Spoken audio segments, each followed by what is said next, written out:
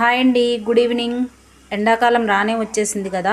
ఈరోజు మనం healthy and tasty coconut drink అయితే తయారు చేసుకుందాము.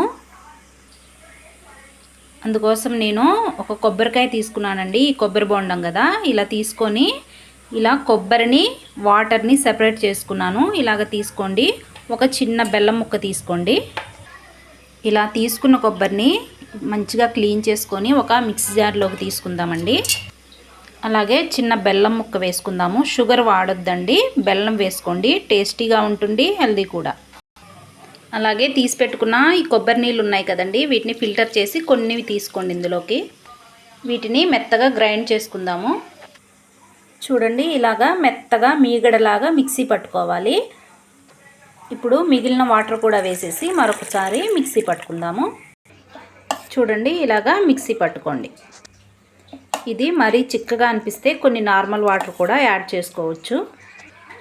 ఇది కొంచెం చిక్కగా ఉందండి, నేను కొన్ని నార్మల్ వాటర్ యాడ్ చేస్తున్నాను. దీన్ని మరొకసారి గ్రైండ్ చేసుకుందాము.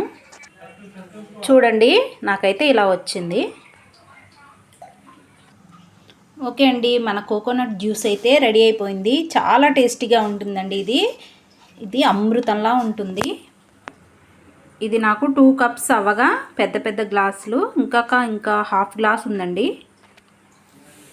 ఈ జ్యూస్ వచ్చేసి మా ఏరియాలో 50 రూపీస్ అండి. అదే మనం ఇంట్లో ప్రిపేర్ చేసుకుంటే హెల్దీకి హెల్దీ, అలాగే మనకి మనీ కూడా సేవ్ అవుతాయి. చాలా టేస్టీగా ఉంటుంది.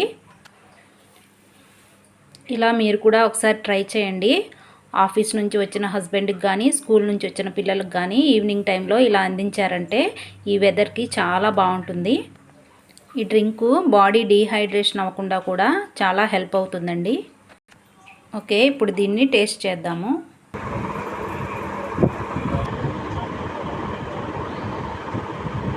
సూపర్.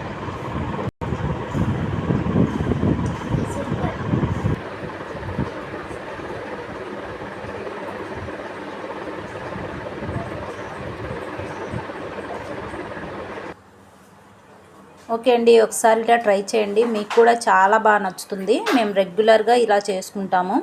ఈ వీడియో మీకు నచ్చితే like, share and subscribe. Thanks for watching.